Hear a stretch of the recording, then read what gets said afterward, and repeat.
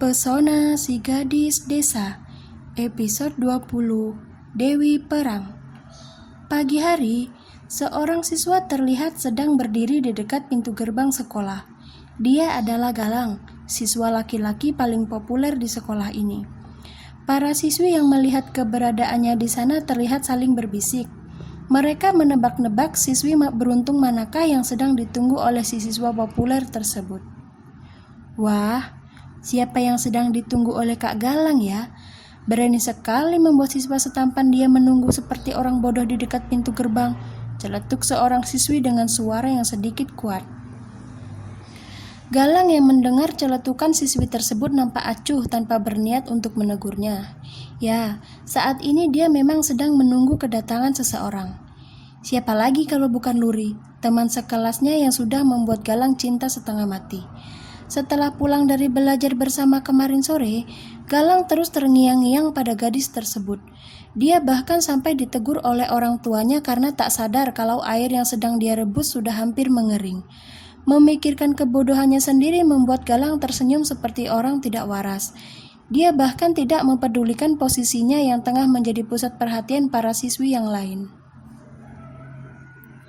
Tak lama kemudian, sebuah mobil mewah berhenti di depan pintu gerbang sekolah. Dari dalam mobil tersebut keluarlah dua orang gadis dengan seragam yang berbeda. Kedua gadis itu adalah Luri dan Nania. Galang yang melihat kedatangan gadis yang disukainya pun segera datang mendekat. Namun langkahnya langsung terhenti ketika dia melihat tatapan Nania yang begitu galak. "Hai Galang," sapa Luri sambil tersenyum hingga menampilkan kedua lesung di pipinya. "Hai, Luri," sahut Galang sedikit canggung. Dia lalu menoleh ke arah lain saat Nania berdiri tepat di hadapannya. "Apakah Kak Galang sedang memainkan peran sebagai pangeran yang menjemput Cinderella?" tanya Nania penuh nada intimidasi. "Peran pangeran yang menjemput Cinderella? Maksudnya bagaimana, Nania? Aku tidak paham," jawab Galang bingung. Nania berdecih. Meski kemarin dia sudah memberi peringatan pada siswa ini, ternyata peringatan itu masih belum memberikan efek jera padanya. Nania sangat tidak suka melihat kakaknya didekati oleh laki-laki yang bahkan uang jajan saja masih meminta pada orang tuanya. Kan tidak lucu melihat anak kecil berpacaran. Berbeda dengan Kak Vedo, meskipun genit, pria itu sudah memiliki pekerjaan sendiri. Nania sudah pasti akan lebih setuju jika kakaknya berpacaran dengan pria genit itu ketimbang dengan siswa yang baru akan tumbuh bulu ini. "Jangan pura-pura tidak tahu, Kak Galang. Mataku bisa melihat dengan jelas kalau kau sedang mencari perhatian kakakku. Makanya pagi-pagi begini kau sudah menunggu kedatangan kami di depan gerbang sekolah. Iya kan?" Luri yang melihat Galang kembali diintimidasi oleh Nania segera mengambil tindakan. Dia tidak mau kalau teman sekelasnya ini sampai merasa tersinggung gara-gara ucapan adiknya yang terang-terangan. "Nania, sudah sana masuk ke kelas. Sebentar lagi bel sekolah akan berbunyi." "Lalu kakak akan tetap di sini bersama Kak Galang?" "Aku tidak mau," tolak Nania sambil melipat tangan di dada. "Kita berangkat ke sekolah bersama-sama, Kak. Jadi masuk kelas pun harus sama-sama juga." "Iya, kakak tahu, Nania. Ya sudah, ayo kita masuk," sahut Luri dengan sabar menuruti keinginan sang adik. Pupus sudah keinginan Galang yang ingin mengajak Luri untuk pergi ke kelas bersama. Bahkan dia hanya bisa mengikuti kedua gadis ini dari belakang karena Nania tidak berhenti melirik tajam ke arahnya. Sebenarnya Nania ini adik atau penjaganya Luri sih? Kenapa dia terlihat begitu galak setiap aku ingin mendekati kakaknya? Kalau begini aku harus segera memikirkan cara agar Nania bisa berpihak padaku kemudian mendukung hubunganku dengan Luri. Tapi bagaimana caranya ya? Batin Galang. Nania yang melihat Galang melamun nampak tersenyum puas. Dia sudah tahu pasti apa yang sedang berkecamuk di dalam kepala siswa laki-laki ini. Nania menebak kalau sekarang Galang sedang sibuk memikirkan cara agar bisa menjinakkannya. Itu sudah sangat jelas karena bibir Galang tidak berhenti bergerak seperti sedang menggumamkan namanya. "Nah, kita sudah sampai di kelasmu. Masuklah," ucap Luri pada sang adik. Kakak tidak ikut masuk? Tanya Nania tak rela berpisah. Tangannya terus bergelayut erat di lengan sang kakak. Loh, kakak kan bukan siswi menengah pertama lagi, Nania.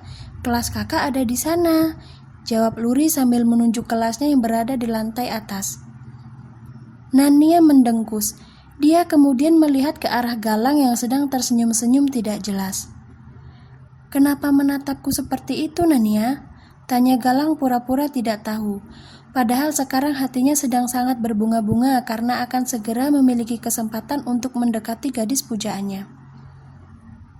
Kak Galang, kau pasti senang sekali kan melihatku masuk ke dalam kelas? Kau pasti sedang memikirkan cara untuk mendekati Kak Luri lagi kan? Awas saja kalau kau berani macam-macam pada kakakku. Akan kucabut semua bulu kakimu sampai botak. Ucap Nania cetus dengan menampilkan raut wajah yang sangat horor. Luri segera mendorong Nania agar masuk ke dalam kelasnya sebelum mengatakan sesuatu yang lebih buruk lagi pada Galang. Dia benar-benar sangat malu sekarang. Bisa-bisanya Nania memberikan ancaman seperti itu hingga membuat teman sekelasnya ini membeku di tempat. Galang, tolong jangan mengambil hati perkataan Nania barusan ya. Dia seperti itu karena sangat menyayangiku. Tolong maafkan dia ya, ucap Luri sambil menatap tak enak ke arah Galang yang masih membeku. Galang tergagap saat mendengar perkataan Luri. Cepat-cepat dia menormalkan ekspresinya dari keterkejutan yang terjadi akibat ancaman gila Nania. Oh, santai saja Luri. Aku sama sekali tidak merasa tersinggung meski ucapan adikmu membuatku kaget setengah mati. Nania sangat mengerikan ya, sahut Galang dengan nada bercanda. Ya begitulah dia, Lang. Nania begitu posesif setiap kali ada laki-laki yang mengobrol denganku. Bahkan saat kami masih tinggal di desa, tidak ada satupun siswa laki-laki yang berani mengajakku bicara. Para siswa itu takut pada Nania karena anak itu tidak segan-segan mengajak mereka untuk baku hantam. Padahal aku dan kedua orang tuaku sudah mengingatkannya agar tidak berbuat seperti itu. Tapi hasilnya tetap sama saja. Nania tetap menjadi gadis yang suka bertindak semaunya. Aku harap kau bisa sedikit maklum ya, Lang. Dia begitu galak karena mengira kau ingin berbuat hal yang buruk padaku. Anak itu salah paham pada kita berdua, ucap Luri sambil tersenyum kecil. Tidak apa-apa, Luri. Aku bisa paham kenapa dia bersikap seperti itu. Nanti lama-lama Nania pasti akan paham sendiri kenapa aku sering mengajakmu bicara. Luri mengangguk setuju dengan ucapan Galang. Dia kemudian mengajaknya untuk pergi ke kelas mereka. Sambil berjalan, Luri dan Galang saling membahas soal-soal yang mereka kerjakan kemarin. Saking asiknya mengobrol, baik Luri maupun Galang sampai tidak menyadari kalau keakraban di antara mereka membuat siswa-siswi lain merasa cemburu. Terlebih lagi para kaum Hawa. Mereka menatap Luri seakan Luri adalah mangsa yang begitu lezat. Meskipun begitu, para siswi tersebut tidak ada yang berani untuk mengusiknya. Karena satu sekolah ini sudah tahu kalau si gadis berlesung pipi ini memiliki penjaga yang sangat galak seperti Dewi Perang.